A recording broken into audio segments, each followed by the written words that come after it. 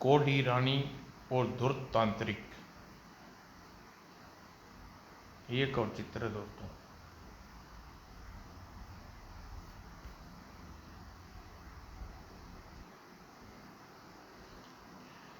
दारानगर के राजा कुशाल की 3 रानियां थीं, चित्रगंधा, सोमप्रभा और सबसे छोटी रानी का नाम सुलोचना था। दुर्भाग्य की बात कि राजा सुशांत संतान न थी। रानी सुलोचना, हमारे मरने के बाद हमारी चिता को अग्नि कौन देगा? हमारा उत्तराधिकारी भी नहीं है। क्या हमारे बाद हमारे वंश का अंत हो जाएगा? महाराज, ऐसा ना कहिए। आप ऐसे प्रतापी राजा को दिल छोटा करने वाली बातें नहीं करनी चाहिए। जब आप इस प्रकार की बातें करेंगे तो हमारा क्या होगा? हम तो स्त्री हैं। रानी सुलोचना छोटी थी और साथ साथ वह अत्यंत सुंदर भी थी, इसलिए राजा कुशाला अपना ज़्यादातर समय उसी के साथ बिताते थे। यह देख महारानी चित्रगंधा और मंजरी रानी सोमप्रभा इस चर्च की आग में जलने लगी रहती थी। महारानी चित्रगंधा राजा कुशाल रानी सुलोचना के रूप जाल में ऐसे डूबे कि अब वे हमें भूल गए हैं, बिल्कुल भूल गए हैं। हाँ सोनप्रभा, मैं भी इस बात से बहुत चिंतित हूँ, लेकिन क्या किया भी क्या जा सकता है।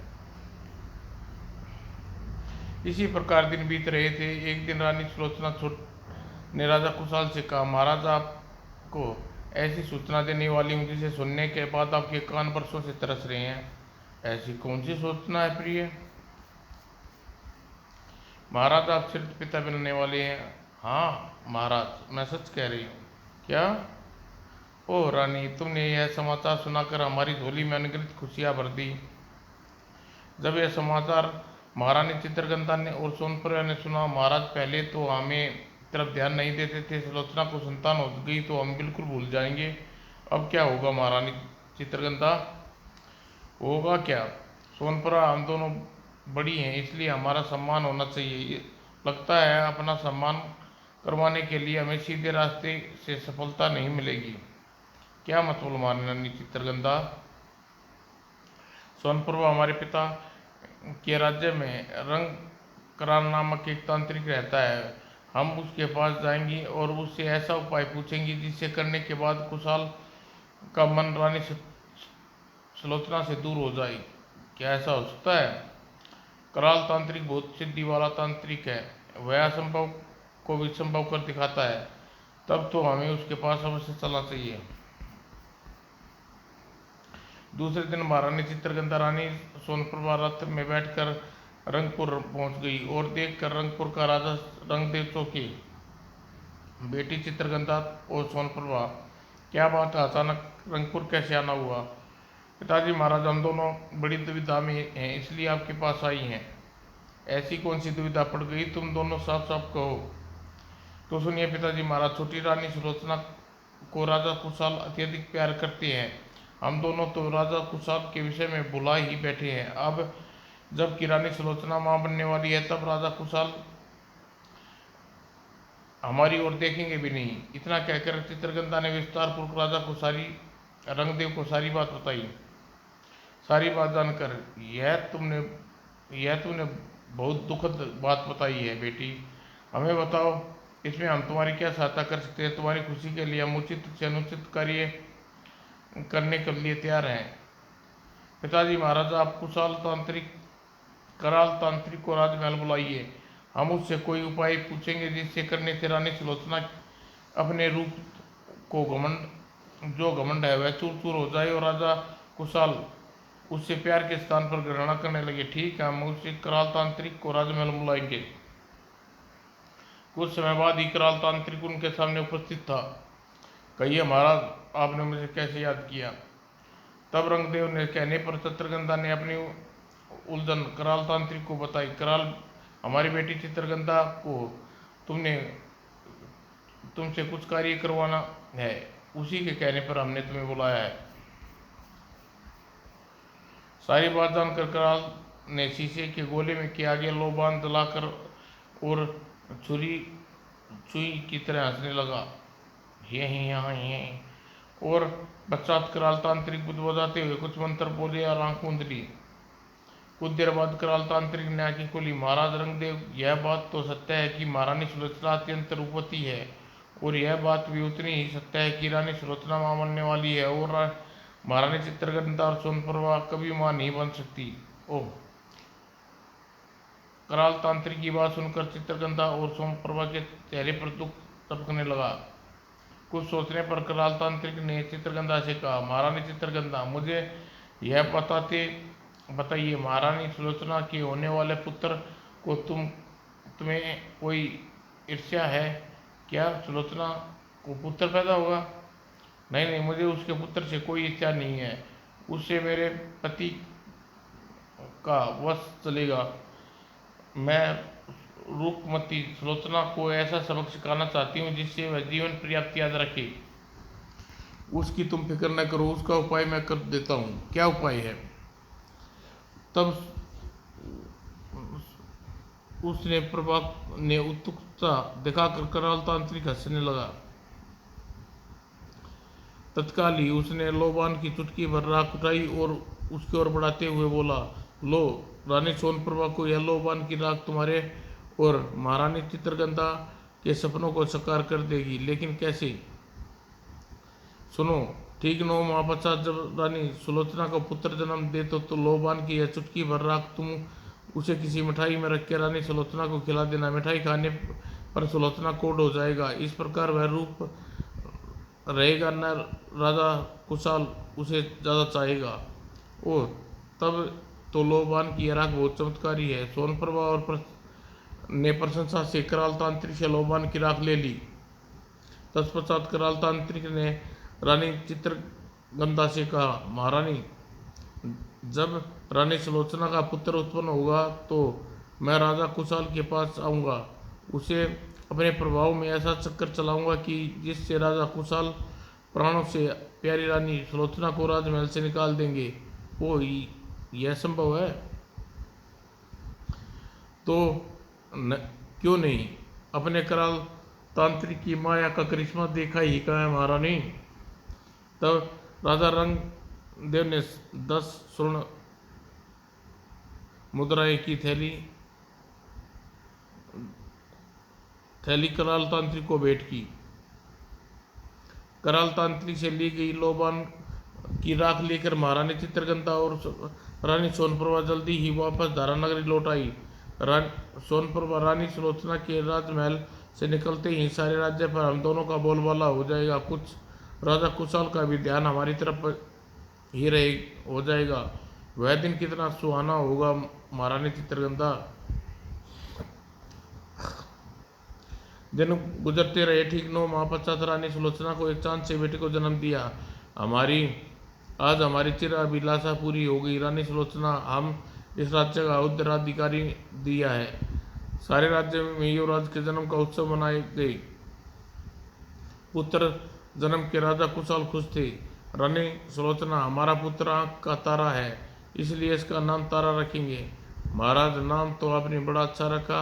अपने बेटे का मुझे भी नाम पसंद है। उसी संध्या महारानी चित्रगंधा और रानी सोनप्रभा मिठाई की थाल लेकर सुलोचना के कक्ष में पहुंची। रानी सुलोचना क्या अपनी खुशी में शामिल नहीं करेंगी? यह आप क्या कह रही हैं? आप दोनों आशीर्वाद से ही मेरी गोद भरी है, तो फिर हमारी यह मिठाई स्वीकार करें। हमें यह यकीन दिलाओ कि तुम हमसे नाराज नहीं हो। सुलोचना, हम तुम्हें हमेशा दुख दिए हैं, हमें माफ़ कर दो। यह मिठाई स्वीकार करो। सोनप्रभा की बात सुनकर, बहन, मैं तुमसे नाराज नहीं हूँ, लाओ मिठाई दो। वो सोनप्रभा ने जल्दी ही मिठाई का थाल सुलोचना को पकड़ा दिया और तत्पश्चात चित्रगंधा सुलोचना से कहा, सुलोचना, इस मिठाई में से केवल तुम ही खाना। महाराज को इस मिठाई के बारे में न बताना। ठीक है, मैं ऐसा ही करूँगी। चित्रगंधा ने और सोनप्रभा वहाँ से चली गई। उसके जाने के पश्चात महारानी चित्रगंधा और रानी सोनप्रभा आज मुझे सबसे प्यार प्रदर्शित कर रही थी। लगता है पुत्र जन्म के कारण दोनों को अत्यंत प्रसन्न है। उनके द्वारा दी गई मिठाई खा लेनी चाहिए। जैसे ही उसने मिठाई का एक टुकड़ा खाया, ओ यह क्या! अचानक मेरे शरीर पर यह क्या हो गया? कोढ़ तो नहीं हो गया? सुलोचना घबरा कर दर्पण के सामने गई। हाय, मेरा चेहरा बदल गया, मैं खूबसूरत चेहरे पर महाराज सामने कैसे जाऊंगी? बदसूरत। सुलोचना बेहोश होकर पृथ्वी पर गिर गई। यही क्षण था जब महारानी चित्रगंधा सोनपुरा दबे पांव सुलोचना के कक्ष में प्रवेश किया। जल्दी हमें लोबान की राख मिली हुई मिठाई यहाँ से गायब कर देनी चाहिए। तुम ठीक कह रही हो, हम किसी की कोई शक नहीं होगा। सोनप्रभा जल्दी ही मिठाई का थाल उठाया और दोनों तेजी से कक्ष से बाहर निकल गई। उनके जाते ही राजा कुशाल रानी के सुलोचना के कक्ष में प्रवेश किया। रानी सुलोचना के कक्ष में यह कौन कोढ़ी स्त्री इस प्रकार बेहोश पड़ी है? रानी सुलोचना युवराज तारा को अकेला छोड़कर कहाँ चली गई?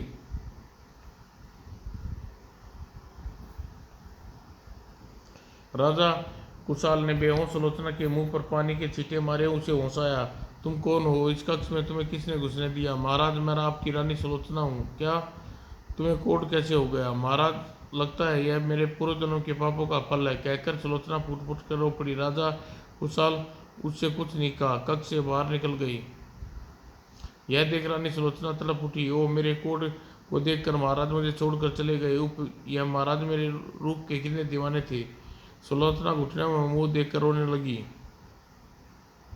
दूसरी ओर राजा कुशाल सोच रहे थे, कोढ़ी रानी सुलोचना के रूप कैसा घृणित हो गया है। रानी को देखने पे उकाई आती है।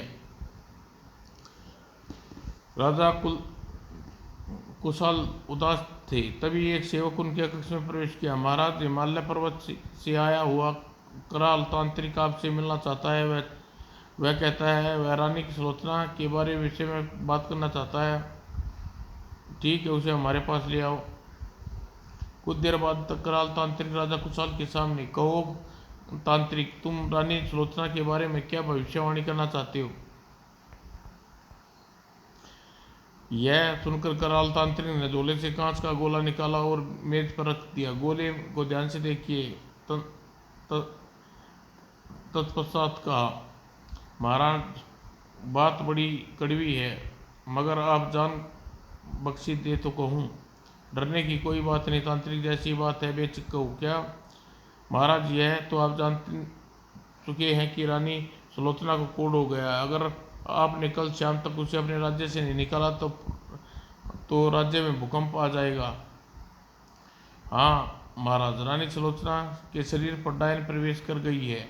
इसका परिणाम स्वरूप उसे कोढ़ हो गया है। अगर वह रानी सुलोचना इस राज्य में रही तो उसके अंदर प्रविष्ट डायन राज्य को तहस नहस कर देगी। अपनी प्रिय रानी को हम राज्य से बाहर कैसे निकाल सकते हैं तांत्रिक?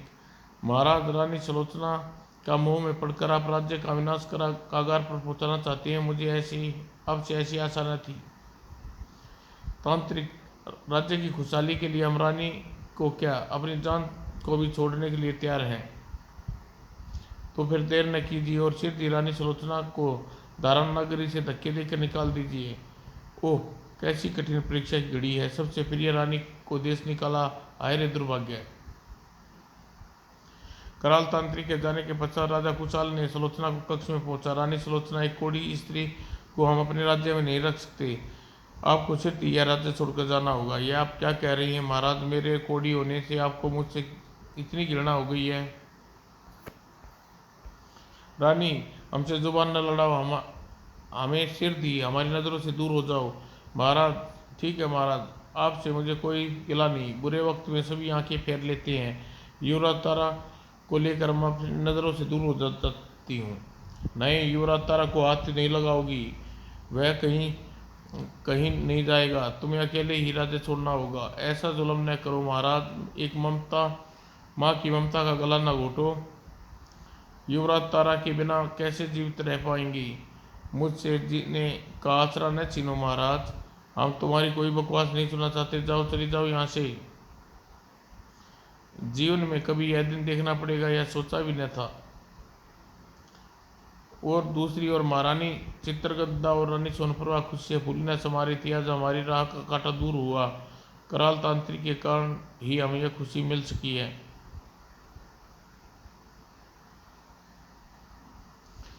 इधर गिरती पड़ती रानी सुलोचना नगर से बाहर, शहर से बाहर वन में जा पहुंची। निडाल होकर एक पेड़ के नीचे बैठ गई। तब वह उसी अवस्था में थी में पड़ी रही।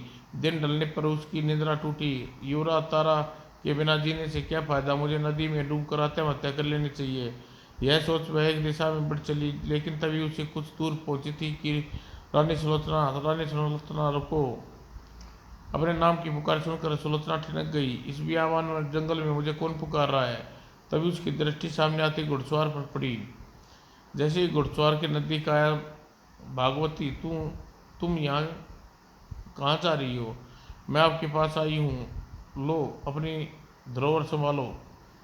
कहते हुए भागवती ने गोद में लिया नन्हा शिशु सुलोचना की ओर बढ़ाया। यह तो युवराज तारा है भागवती, तुम इसे लेकर आई हो। महारानी जब आप युवराज तारा के साथ जाने के लिए महाराज के सामने हाथ जोड़कर गिड़गिड़ा रही थी, मैं कक्ष से बाहर छुपी सब कुछ देख सुन रही थी। मैंने मन ही मन प्रण कर लिया कि युवराज तारा को किसी न किसी प्रकार आप तक अवश्य पहुंचाऊंगी। जैसे ही मुझे अवसर मिला, मैं युवराज को लेकर आपके पास दौड़ी चली आई। भागवती, यह तुमने अच्छा कार्य किया, लेकिन युवराज तारा अपने स्थान पर न पाकर कुशाल तहलका मचा देगी। राजा कुशाल तहलका मचा देंगे, तब क्या होगा। रानी जी, इसकी फिक्र आप न करें, अब जल्दी से युवराज को लेकर यहाँ से चली जाएं। ठीक कहती हो भागवती। तब पुत्र को छाती से लगाकर सुलोचना वहां से चल पड़ी। उधर दासी दूसरी और युवराज तारा कक्ष में न पाकर, ओह युवराज तारा अपने पलने में नहीं है, कौन ले जा सकता है उसे। सारे राजमहल में तारा को ढूंढ मच गई। युवराज तारा अचानक कहाँ गायब हो गया। उसे धरती खा गई, आसमान निकल गया। हमारी आंखों का तारा न जाने कहाँ होगा इस समय। महारानी चित्रगंधा और रानी सोनपुरा युवराज तारा को लापता हो जाने से हक्की बक्की थी। सुलोचना तो राजमहल में खाली हाथ हो गई है। युवराज कहाँ गया। महारानी चित्रगंधा, यह अच्छा नहीं हुआ, हमने युवराज तारा का अनिष्ट तो नहीं चाहा। राजा कुशाल बुरी तरह हालत बुरी थी। ये भगवान, यह तूने क्या किया। इतनी देर सारी खुशी देकर अचानक सब कुछ छीन लिया। उधर रानी सुलोचना का पुत्र लेकर वन में भटक रही थी। दूसरे दिन प्रातः उसकी आंख खुली। रात गिराई है, लगता है रात को मुझे इसी वन में काटनी पड़ेगी। यह सोच सुलोचना एक पेड़ के नीचे बैठ गई। अपने रात्रि को कौन से पैर उसकी आंख लगी, बैठे बैठे सो गई। दूसरे दिन प्रातः उसकी आंख खुली। तुम कौन हो बहन, और इस बियाबान जंगल में अपने नाजुक नवजात शिशु के साथ क्या कर रही हो। यह सुनकर सुलोचना का स्वर का बांध फूट गया। वह फूट फूट कर रोने लगी। अरे यह क्या, तुम तो रोने लगी। मैंने तो तुम्हें बहन कहा है, अपने भाई के अपना दुखड़ा सुनाओ। सुलोचना किसी प्रकार चुप हुई। तत्पश्चात, भैया तुमने मुझे दुखियारी को अपनी बहन कहा है। हाँ बहन, आज मैं तुम बहन हो। मुझे यह बताओ, तुम किस नगर की रहने वाली हो। सुलोचना की आंख भर आई। भैया मेरा नाम न पूछ तो अच्छा है। अच्छा, नगर का नाम ही बताना चाहो तो बताओ, नहीं तो अपने परिवार के बारे में बता दो। भैया यूँ तो इस दुनिया में मेरा पति भी है, लेकिन मुझे कोढ़ हो जाने के कारण उन्होंने मुझे घर से निकाल दिया। अब मेरे नवजात के अलावा मेरा कोई सहारा नहीं है। ऐसी बात क्यों कहती है बहन। आज से तुम बेसहारा नहीं हो। तुम अपने बेटे के साथ मेरे राज्य चलोगी। हम गुलाबपुर के राजा हरि सिंह हैं, तुम्हारे कोर्ट का इलाज करवाएंगे। राजा हरि सिंह ने बार बार अनुरोध करने पर रानी सुलोचना अपने पुत्र को लेकर उसके साथ चली गई। सुलोचना को साथ लेकर राजा हरि सिंह अपने महल में पहुंचे। महारानी विद्यावती, हमारी बहन सुलोचना, इसका नन्हा भांजा तारा है। आज से ये दोनों इसी महल में रहेंगे। आओ बहन सुलोचना, मुझे तुम्हारा कक्ष दिखा दूं। रानी विद्यावती सुलोचना को लेकर कक्ष में पहुंची। बहन सुलोचना, आज से तुम यही कक्ष में तुम्हारा है। कभी भी किसी चीज की आवश्यकता हो इस दासी से कहना, तुरंत ही वह चीज उपलब्ध हो जाएगी। धन्यवाद भाभी। उनके जाने के बाद राजा हरि सिंह और महारानी विद्यावती कितने भले हैं। मेरे कोड से इन दोनों को बिल्कुल भी घृणा नहीं है। जबकि मेरे अपने कोड से के कारण मुझे दूध में मक्खी की तरह निकाल दिया। दूसरी ओर राजा हरि सिंह अपने राजवैद्य को बुलाकर, राजवैद्य, हमारा धर्म बहन सुलोचना को कोढ़ हो गया है, हमारे आपको उपचार करना है। महाराज, सबसे पहले मैं रोगिन के निरीक्षण करना चाहता हूँ। मैं रोगिन को देखने के पश्चात ही बता सकता हूँ वह कोढ़ का उपचार संभव है या नहीं।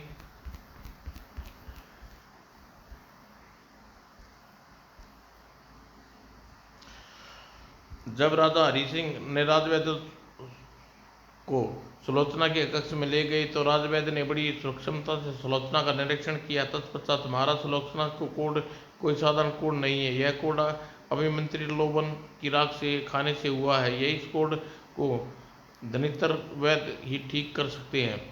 वही धनितर वैद्य जो सकचूंड पहाड़ पर की कुटिया बनाकर रहते हैं, वह वैदक के साथ साथ अनेक शक्ति सिद्धियों के स्वामी हैं। हाँ महाराज, आपने सही पहचाना। ठीक है, मैं कल ही धनितर वैद्य के पास जाएंगे और उन्हें बुलाकर उल्लापुर लाएंगे। दूसरे दिन रथ में बैठकर राजा हरि सिंह धनवितर वैद्य के पास पहुंचे। कहो राजन हरि सिंह, कैसे आना हुआ? वैद्य जी, मेरी बहन को कोढ़ रोग से पीड़ित है, आपको लाने आया हूँ। गुलाबपुर चलकर में उसका उपचार कीजिए। हम तुम्हारे साथ अवश्य चलेंगे राजा हरि सिंह। और जब धनवितर सिंह वैद्य अपने औषधि की पोटली लेकर हरि सिंह के साथ चल दिए। गुलाबपुर पहुंचकर धनवंतरी वैद्य ने सुलोचना को कोढ़ का निरीक्षण किया। औषधि की पोटली से एक पत्थर निकालकर उसे कुछ डालकर सुलोचना से कहा, लो सुलोचना बेटी, इस भस्मी को तुम तुरंत ही पानी के साथ फाँक लो। अच्छा वैद्य जी। सुलोचना ने तुरंत भस्मी को मुंह में डाला और फिर पानी पी लिया।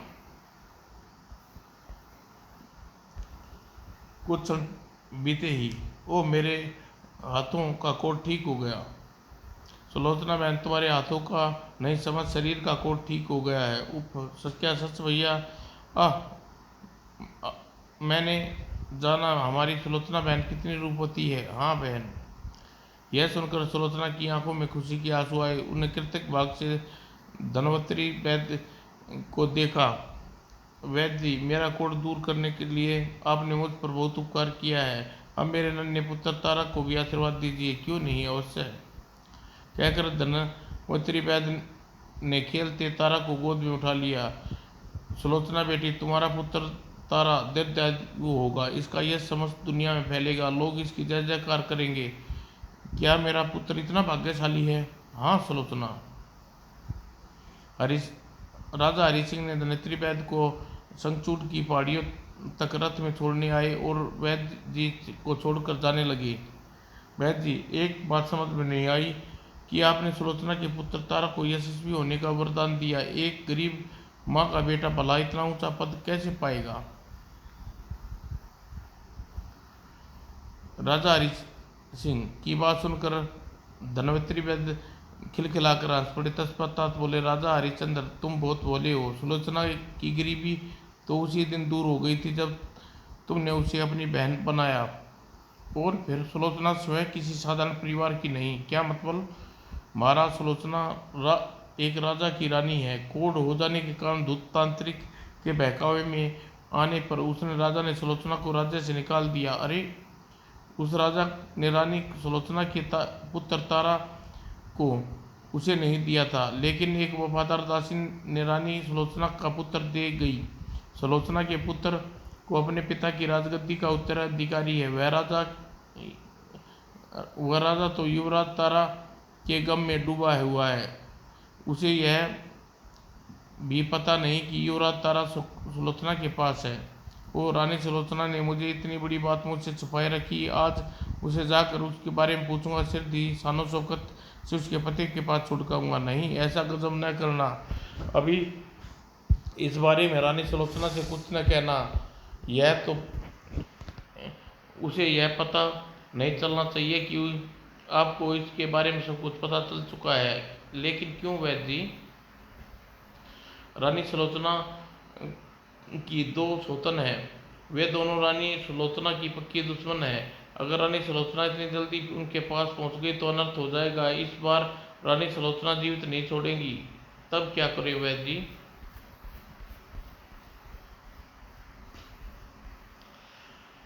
राजन, इस समय आपका चुप रहना ही बेहतर है। ठीक 25 वर्ष बाद जब राजा युवराज तारा युवा हो जाए तब अब उसे लेकर जाना। मैं आपको बताऊंगा तारा किस देश का राजा का पुत्र है। ठीक है वैद्य जी, मैं ऐसा ही करूंगा। और धनवंतरी वैद्य के प्रणाम कर राजा हरिचंद हरि सिंह हैरत में डूबा अपने राजा में वापस आया। गुलाबपुर पहुंचकर जब राजा हरि सिंह ने महारानी विद्यावती को रानी सुलोचना के बारे और युवराज तारा के विषय में बताया। महाराज, तब तो तारा साधारण बच्चा नहीं, वह युवराज है, इसलिए उसका लालन पोषण भी राजकुमारों की तरह होना चाहिए। तुमने तुमने तो मेरे मन की बात कह दी महारानी। हम अपने पुत्र वैभव के साथ साथ तारा को भी राजनीति और युद्ध कौशल की शिक्षा दिलवाएंगे। और जब राजा हरि सिंह और महारानी विद्यावती स्वयं तारा की देखभाल करने लगे। राजा हरि सिंह और महारानी विद्यावती मेरे पुत्र को इतना प्यार करते हैं, ये दोनों जरूर कोई पुण्यात्मा है। धीरे धीरे इस प्रकार समय गुजरता गया। जब युवराज तारा और युवराज 6 वर्ष के हुए तो तारा हरिचंद को विद्याधर ऋषि के आश्रम में ले गए। ऋषि और ये दोनों राजकुमारों को अपने राजनीति और युद्ध कला की शिक्षा देनी है। आज से दोनों आपके सुपुर्द है महाराज। आज से दोनों राजकुमारों का चरित्र निर्माण आपका भार मुझ पर है। मैं इन दोनों के हर विषय भली प्रकार से प्रांगत कर दूंगा। हम भी ऐसा चाहते हैं ऋषिवर। तब तारा और वैभव को विद्याधर ऋषि के पास छोड़कर राजा हरि सिंह वापस लौट गए।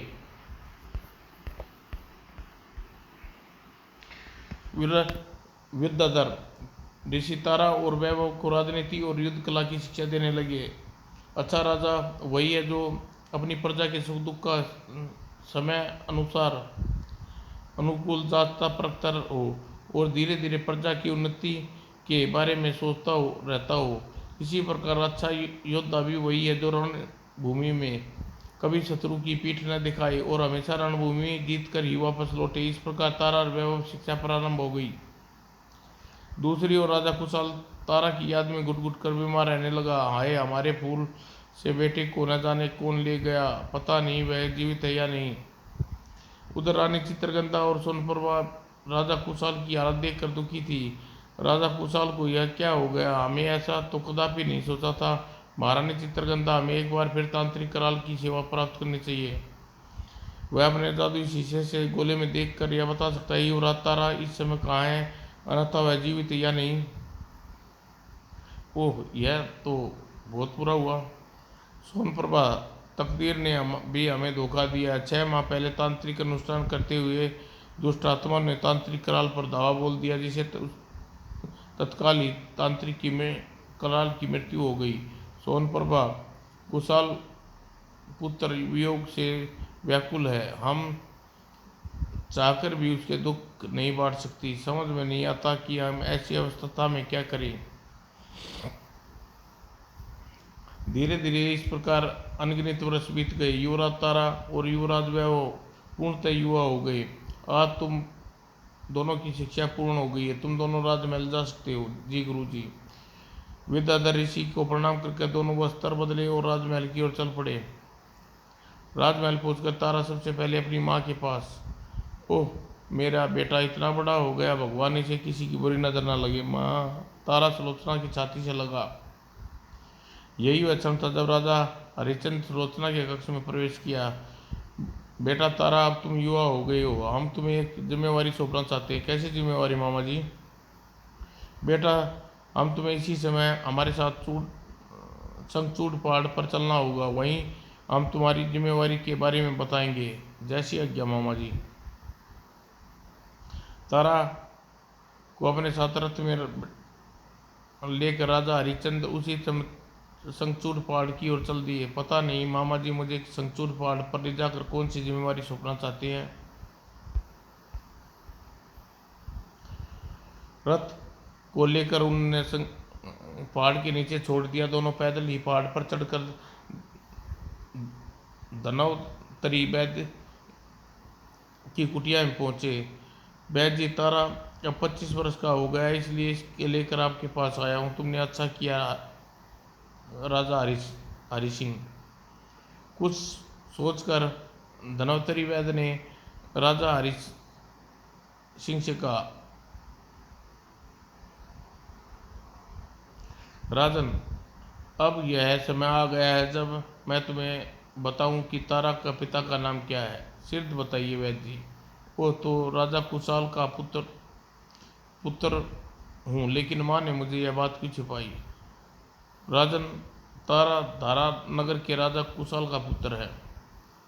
धनवंतरी वैद्य ने तारा से कहा, बेटा, तुम्हारी माँ अब तक बहुत कष्ट उठाए हैं। उसने अपनी सारा जीवन तुम्हारे आश्रय पर गुजार दी। अब तुम जवान हो गई। अपनी माँ को सुख देना तुम्हारा परम कर्तव्य है। आज्ञा कीजिए गुरुदेव, मुझे क्या करना होगा। बेटा, आज से ठीक 10 दिन पश्चात पूर्णिमा के दिन तुम्हें अपनी माँ सुलोचना के साथ धारानगर जाना होगा। धारानगर? लेकिन क्यों वैद्य जी? बेटा, तुम्हारी माँ जिस अधिकार से अधिकारिणी है उसे मिलना ही चाहिए। तुम अपने राजा कुशाल के पास ले जाओगी और राजा कुशाल को विस्तार पूर्वक रानी चित्रगंधा और रानी सोनप्रभा का धूर्तता के बारे में बताओगे। तुम्हारी बातें सुनकर राजा कुशाल अपनी भूल का पता चल जाएगा। ठीक है वैद्य जी, मैं ऐसा ही करूँगा। और वैद्य जी ने तारा को अपने झोले से निकाल कर रुद्राक्ष की माला दी। बेटा, इस माला को पहनकर तुम्हारे अंदर कोई सही हाथियों का बल आ जाएगा। तुम्हारे अकेले बड़ी बड़ी विशाल सेना नहीं हरा सकेगी। इसे अपने पास रख लो। तारा ने वैद्य जी से माला ले ली। तब धनवंतरी वैद्य ने राजा हरि सिंह से कहा, राजा, आपने रानी सुलोचना और युवराज तारा को जो सहायता की है उसका कई गुना पुण्य आपको कीर्ति आपको मिलेगी। वैद्य जी, सुलोचना को मैंने अपनी धर्म बहन बनाया है और बहन की सहायता करना भाई का कर्तव्य होता है। संगचूर पहाड़ से वापस लौटकर तारा सीधी अपनी माँ के पास गया। माँ, मैं तुमसे बहुत नाराज हूँ। क्यों बेटा, ऐसी मुझसे क्या गलती हो गई जो मेरा बेटा मुझसे नाराज है। माँ, तुमने मुझे अब तक क्यों नहीं बताया कि मैं धारानगर के राजा कुशाल का पुत्र हूँ। बेटा, यह सब बातें कहाँ से पता चली। यह मामा ने मुझे धनवंतरी वैद्य के पास ले गए थे। उन्होंने ही मुझे यह बात बताई थी। जानती हो माँ, तुम्हें कोढ़ क्यों हुआ। नहीं बेटा। माँ, यह सब मेरी दोनों सौतेली माँओं का किया धरा है। उन्होंने तुम्हें मिठाई में लोबन की राख मिलाकर दी थी, जिसे खाते ही कोढ़ हो गया। लेकिन महारानी चित्रगंधा और रानी सोनप्रभा ने ऐसा क्यों किया। माँ, पिताजी आपसे अत्यंत प्यार करते थे और महारानी चित्रगंधा और रानी सोनप्रभा बिल्कुल ध्यान नहीं देते थे। बस इसी बात से चिढ़कर उन दोनों ने यह सब किया। मैं आज तक उनके इसलिए तुम्हारे पिता को दोषी समझती रही। सुलोचना दुखी होती यह देखकर। तुम्हें दुखी न हो माँ। आज ठीक 10 दिन पश्चात पूर्णिमा के दिन हम आपके साथ लेकर धारानगर जाऊंगा। हाय, धारानगर? हाँ माँ, और पिताजी महाराज को अपनी सौतेली माँओं की करतूत बताऊंगा। मैं तो सपने में भी नहीं सोच सकती थी महाराज कुशाल से मैं इस जीवन में दोबारा मिलूंगी। दूसरी ओर राजा कुशाल बहुत बूढ़े हो चुके थे। राजकाज भी बड़ी मुश्किल से चला पाते थे। एक दिन उसके गुप्तचर ने सूचना दी, महाराज, बहुत बुरी सूचना है। विक्रमपुर के राजा विक्रम सिंह सेना के साथ धारानगर पर आक्रमण करने के लिए धारानगर की ओर कूच कर रहे हैं। अब क्या होगा। हमारी सेना संगठित भी नहीं है और हम भी युद्ध लड़ने के काबिल नहीं रहे। आज हमारा बेटा तारा हमारे पास होता तो हमारी सहायता करता। बूढ़ा राजा कुशाल सोच में पड़ा। फिर उसने जैसे तैसे अपनी बीमार बिखरी सेना को इकट्ठा किया। तुम लोग तो जानते हो कि मैं बूढ़ा हो गया, लेकिन सेना का संचालन बड़ी प्रकार नहीं कर पाएंगे। अतः इस देश की लाज अब तुम लोगों के हाथों में है। मैं आशा करता हूँ कि राजा विक्रम की सेना तुम जम कर लोहा लोगे, धारानगर पर कोई आंच नहीं आने दोगे।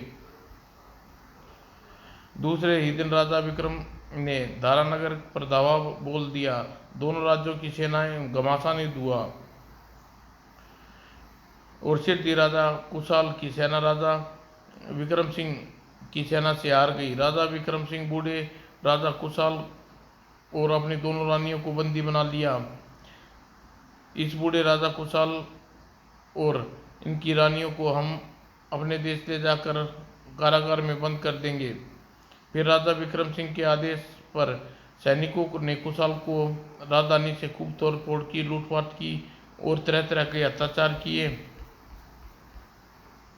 तत्पश्चात राजा विक्रम सिंह कुशाल को दोनों रानियों के संबंधी बनाकर अपने साथ ले गया। ओ हमारे राजा विक्रम सिंह को पकड़ कर ले जा रहा है, इस राज्य की बागडोर कौन संभालेगा। ओ बूढ़े महाराज कुशाल की यह दुर्गति हो गई। राजा विक्रम सिंह सेना दिन भर सफर करने के पश्चात काली नदी के तट पर डेरा डाल लिया। उस शाम जब तारा और युवराज वैभव शिकार खेलकर मैदान से लौट रहे थे, युक्ति का घड़ा पृथ्वी पर गिरकर फूट गया। तारा ने तेजी से अपने घोड़े को लगाम खींची। युक्ति जलाकर ताना मारते हुए तारा से कहा, युवराज, आप अपने राज्य की पनियारियों के घड़े क्यों फोड़ते हो? अगर ऐसा ही बड़े वीर हो तो जाकर विक्रम सिंह की कैद में धारानगर के राजा कुशाल को छुड़ाओ तो जानूं। यह सुनकर तारा चौंका। क्या कहा? राजा कुशाल को राजा विक्रम ने बंदी बना लिया? हाँ, इस समय वह उसकी सेना कुशाल को बंदी बनाकर काली घाटी के तट पर डेरा डाले हुए है। कुछ सोचकर तारा ने उस व्यक्ति से पूछा, तेरा नाम क्या है? मेरा नाम चंदा है। चंदा, तेरी जीभ तो क्या खूब चलती है। तूने ताना भी सही मारा। कल भोर के पानी का घड़ा लिए मेरे यहाँ मिलना। हम आज रात ही राजा विक्रम कुशाल को कैद से छुड़ा लेंगे। कल भोर पर लौटते तेरे घड़े का पानी पिएंगे। लेकिन युवराज, आप मेरे घड़े का पानी कैसे पिएंगे? मैं नीच जाति क्यों हूँ? हमने तेरी जाति नहीं पूछी। हम कल भोर में तुमसे यहाँ मिलेंगे। यह सुनकर चंदा ने छिकरती में गर्दन हिलाई और वहाँ से चली गई। क्यों युवराज, वह आपका क्या ख्याल है? किस बारे में? हम इस काली नदी तट पर पहुंचकर राजा कुशाल को विक्रम की कैद से छुड़ाना चाहिए, लेकिन सिर्फ 30-40 सैनिक के साथ हम राजा विक्रम को विशाल सेना का मुकाबला कैसे कर पाएंगे?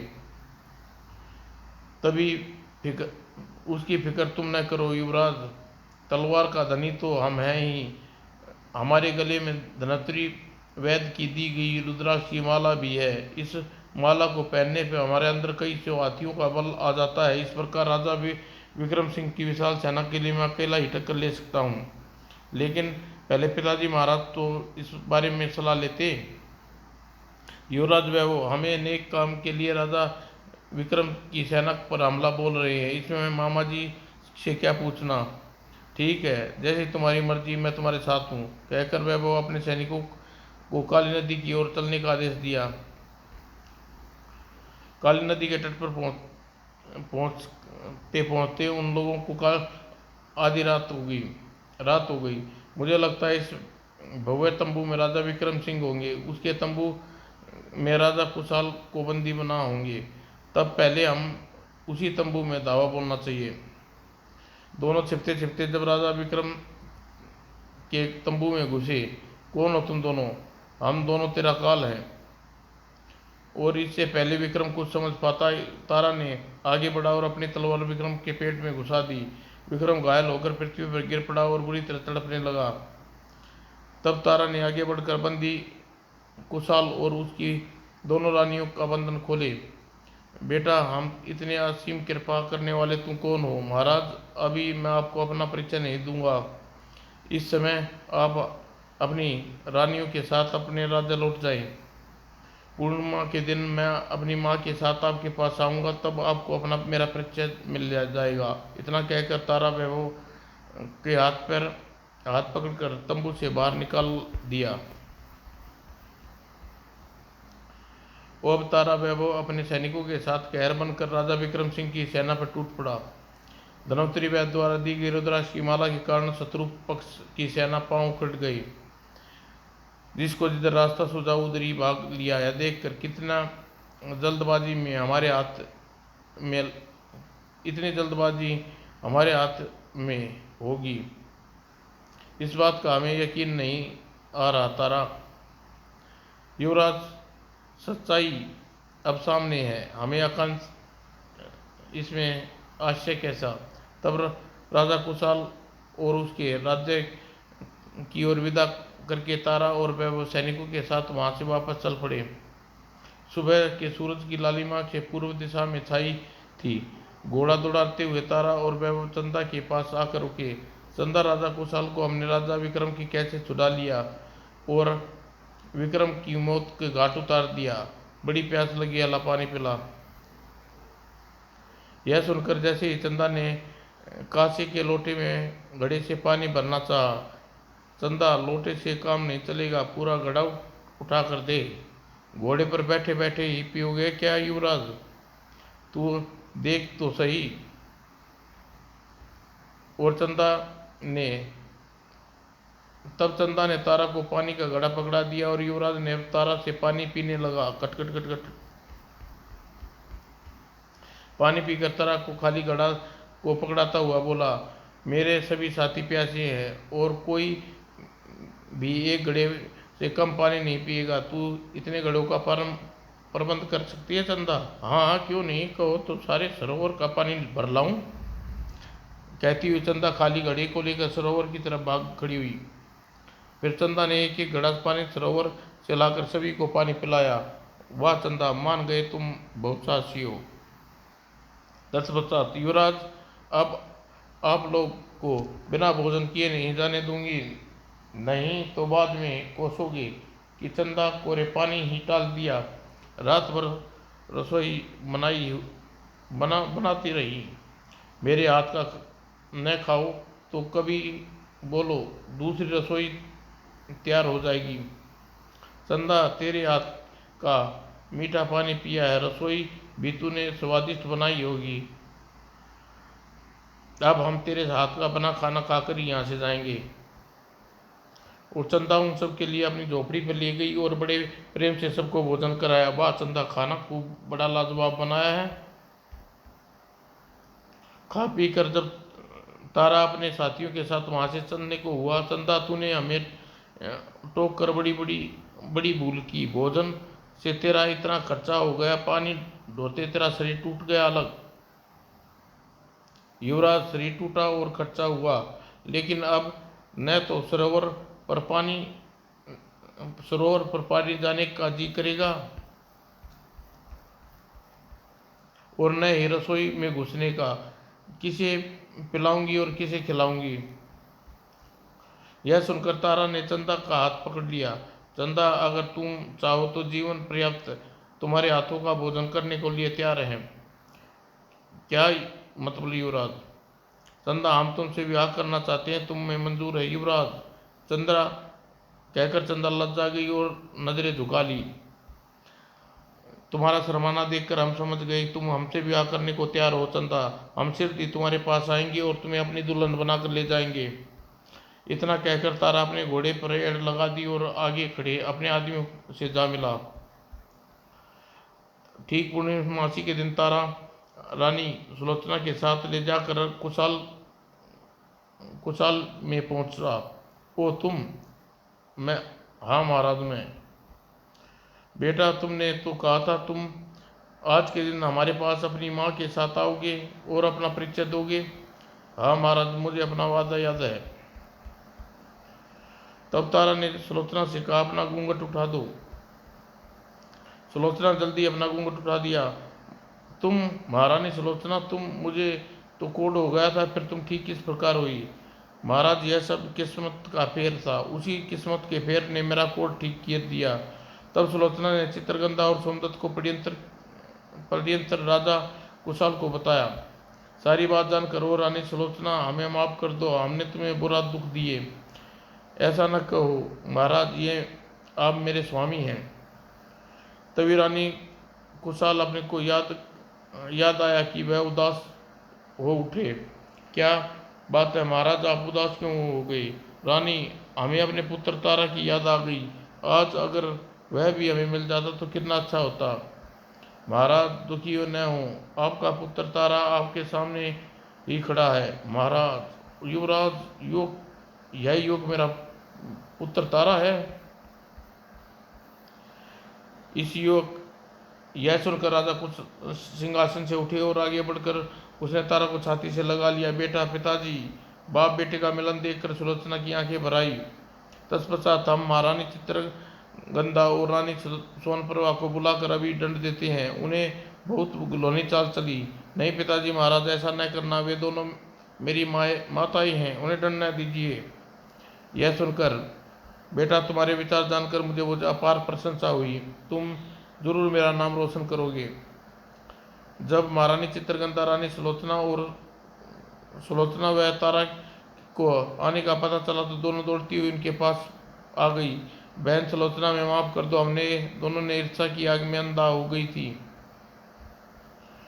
अरे, आप दोनों यह क्या कर रही हैं? आप मुझसे बड़ी हैं, उठो, अपने पुत्र तारा को आशीर्वाद दो। सुलोचना और चित्रगंधा ने सोमप्रभा को क्षमा कर दिया और सिर दी। राजा कुशाल ने तारा को दारानगर का नया राजा घोषित कर दिया।